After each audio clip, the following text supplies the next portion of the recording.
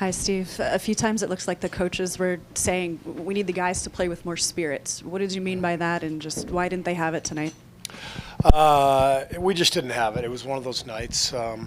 It's a long season, 82 games, and sometimes the ball doesn't go in the hole. Sometimes when the ball doesn't go in the hole, it affects the body language and energy of the guys, and I thought that happened a little bit. We had some really good shots early that didn't go, and it just didn't happen for us. But I'm really proud of our guys. 11 in a row, given all the injuries, hell of a streak, and we flush this one down the toilet and we move on.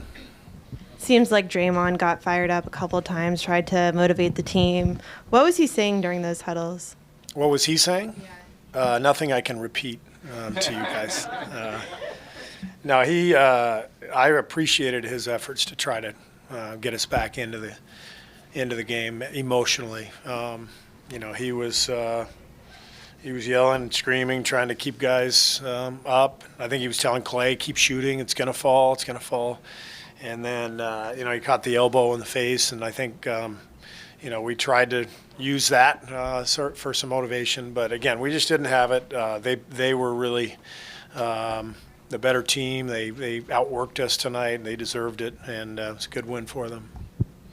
Some of your wings, Iguodala, McCaw, even Steph, when he was in the lineup, have struggled from three this year. Like, a lot of the numbers are down. Is there any concern about just where the three-point percentage numbers are this year? I know it was 3 of 27 tonight, which is an outlier, but overall. Yeah.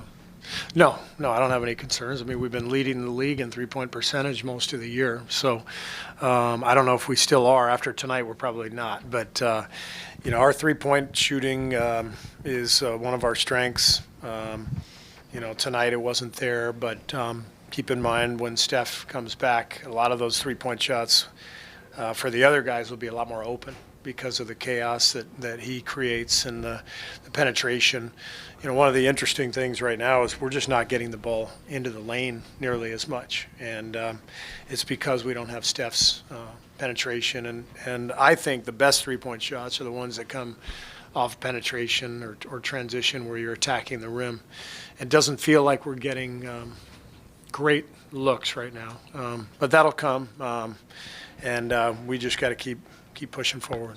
Hey, Steve, obviously uncharacteristic shooting nights for both Clay and Kevin, but how did you see them just kind of tackle that challenge tonight in terms of making the best of those circumstances, getting out of it? Yeah, they tried. Clay kept shooting, obviously. He was 1 for 10 from three, and he finally I think he made his last attempt. But I thought he had some good ones early, and that just didn't go. And, one of those nights, it happens. And I think it didn't feel like we were into it emotionally tonight.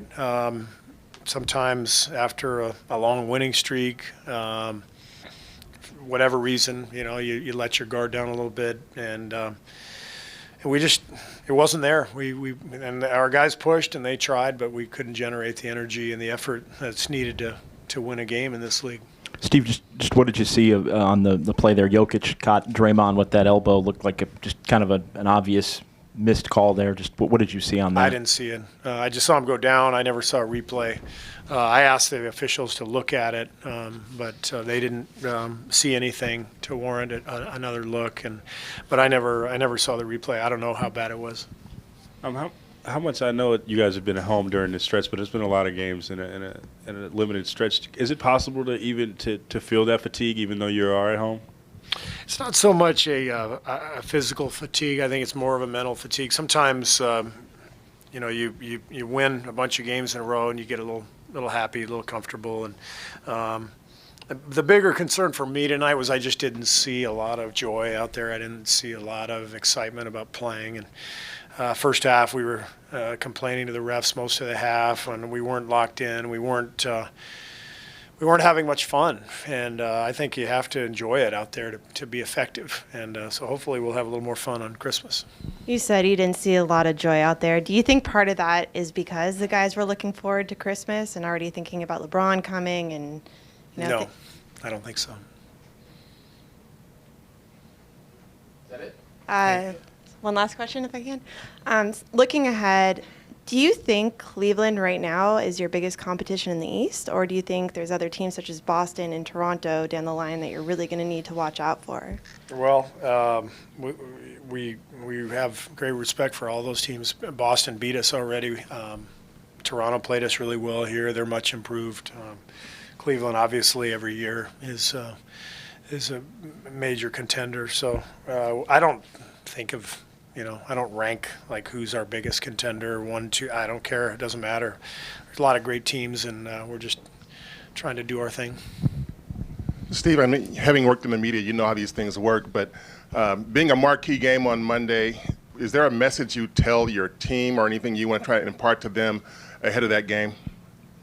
No, that's a game you don't have to say anything. It's Christmas Day, national TV, our finals opponent from 3 straight years.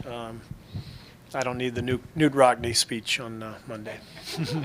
What do you think about what Cleveland's done to get over that tough start to the season and kind of iron things out?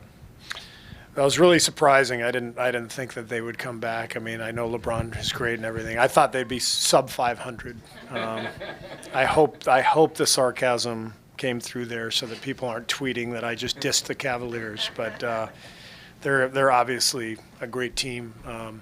They've changed a little bit. They've added some bench players who have been really good for them, and LeBron is playing as well as he's ever played. So. Great team. It should be fun on Monday.